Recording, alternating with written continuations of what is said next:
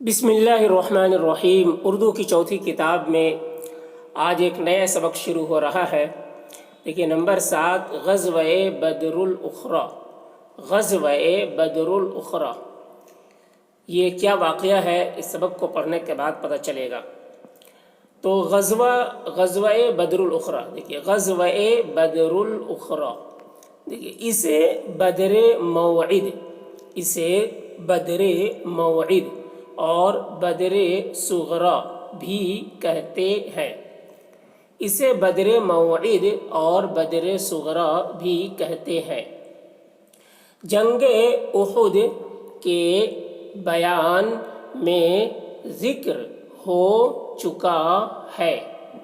جنگ احد کے بیان میں ذکر ہو چکا ہے کہ ابو سفیان مسلمانوں سے اس مقام پر لڑنے کا وعدہ کر گیا تھا کہ ابو سفیان مسلمانوں سے اس مقام پر لڑنے کا وعدہ کر گیا تھا، لیکن جب دوسرے سال اس نے مسلمانوں کی عظمت و شوکت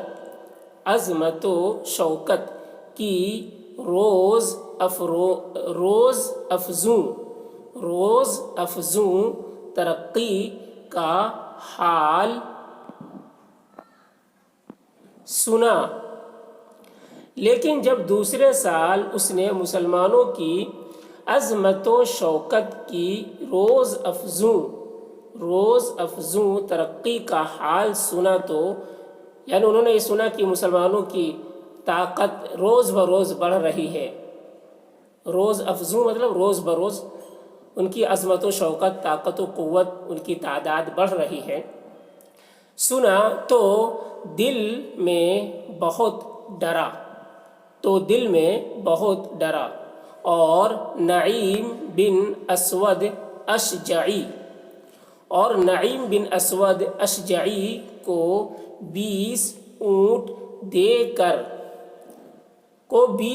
دے کر کہا کہ تم مدینہ میں جا کر کوئی ایسا داؤ کھیلو۔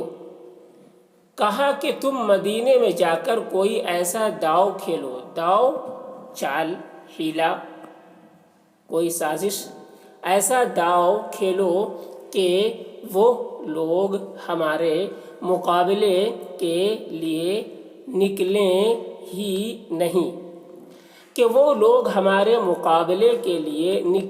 ہی نہیں تاکہ ہم پر وعدہ خلافی کا الزام نہ آ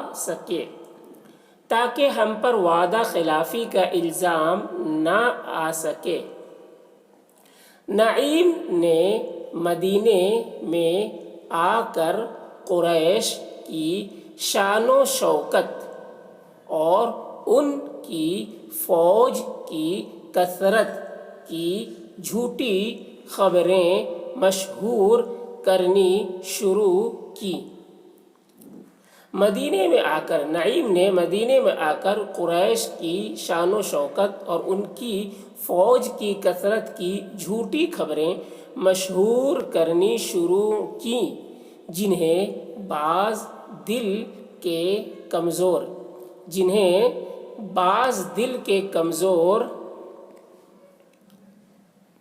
مسلمانوں نے سچ سمجھا اور ڈر کر مقابلے سے جی چرانے لگے۔ اس موقع پر حضرت عمر اور حضرت ابو بکر رضی اللہ عنہما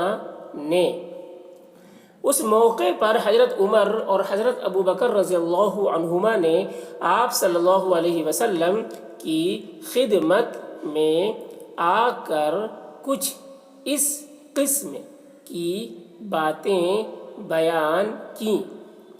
آپ صلی اللہ علیہ وسلم کی خدمت میں آ کر کچھ اس قسم کی باتیں بیان کیں، جن سے آپ صلی اللہ علیہ وسلم بہت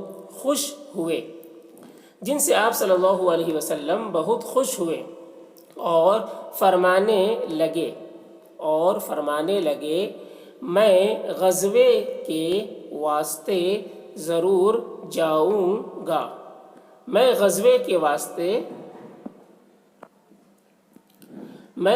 کے واسطے ضرور جاؤں گا، خواہ میرے ساتھ ایک آدمی بھی نہ ہو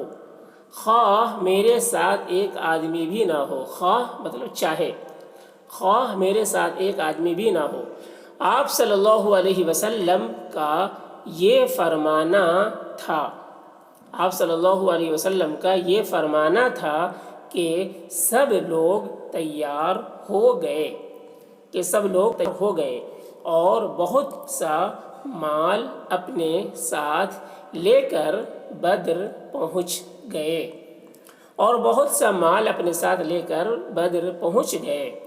8 دن یہیں قیام رہا۔ ادھر ابو سفیان بھی مکے سے کوئی 7-8 میل تک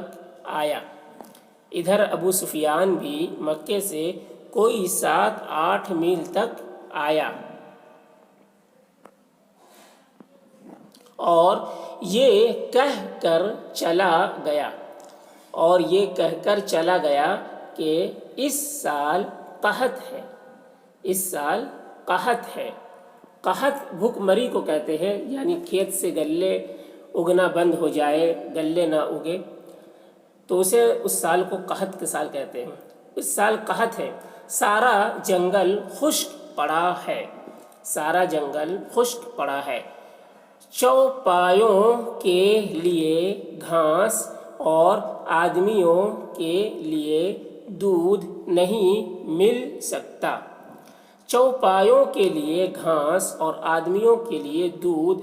سکتا، اس لیے جنگ کرنا مناسب نہیں۔ جب مسلمانوں کو یہ خبر پہنچی اور ساتھ ہی یہ بھی معلوم ہو گیا کہ ابو سفیان ڈر کے مارے واپس چلا گیا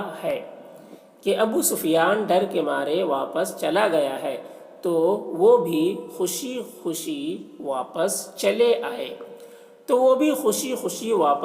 آئے اور جس قدر اسباب ساتھ لے گئے تھے اسے آ کر بیچ ڈالا۔ انہیں بہت کچھ منافع ہوا۔